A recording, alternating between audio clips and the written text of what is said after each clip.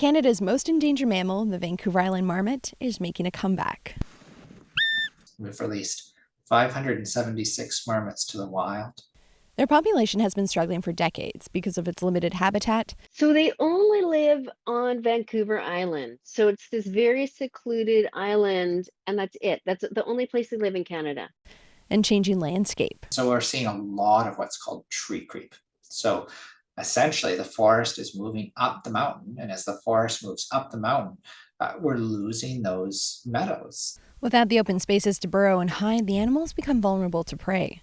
Their population has been on the decline for quite some time. In fact, in 2004, it was believed there were fewer than 30 Vancouver Island marmots left in the wild. And so conservation efforts started. The Calgary and Toronto Zoo, alongside the Marmot Recovery Foundation, stepped in and started breeding the mammals. This year, they're releasing 53 marmots into the wild. And 47... We found some more.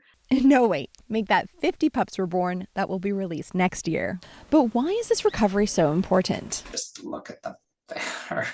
They are absolutely adorable animals. But these furry friends are so much more than a pretty face. They're the only large burrowing mammal that exists in our subalpine ecosystems, and they play a really important role turning over soil that makes nutrients available to plants in what can otherwise be a really harsh ecosystem. We see a lot of other species using the habitat features that marmots create. So without those marmot ecosystem modifications, we could lose a lot of other species.